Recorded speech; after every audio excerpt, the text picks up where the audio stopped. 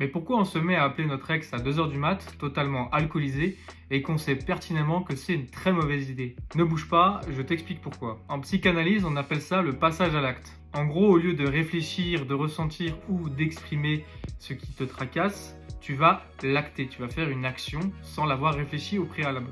C'est une impulsion qui va venir et qui va sortir sans être analysée par ton cerveau, entre guillemets. Alors le plus souvent, c'est inconscient. Même si on sait que c'est une mauvaise idée de le faire, c'est quelque chose qu'on rejette vite comme ça de la main et on passe facilement à l'action sans avoir réfléchi point par point à si c'était vraiment une bonne idée d'appeler notre ex.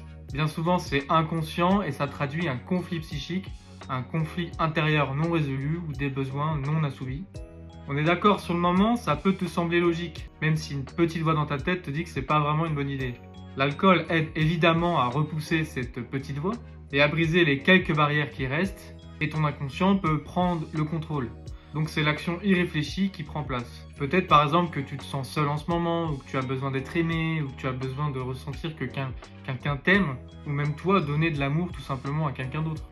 Ou encore tu aimerais exprimer quelques regrets que tu peux avoir par rapport à la relation, ce que toi tu aurais pu faire, ce que lui aurait pu faire, comment ça aurait pu mieux se passer, etc. Bon, tu te doutes bien que le faire à 2 heures du mat complètement bourré, c'est pas vraiment la bonne méthode. En ce sens, c'est un mécanisme de défense ou une ressource face à la vie de niveau 2, car il vaut mieux tenter de comprendre ou de ressentir ou d'exprimer ses besoins, ses désirs ou ses regrets, que de les mettre en acte directement, sans au préalable avoir fait ce travail introspectif.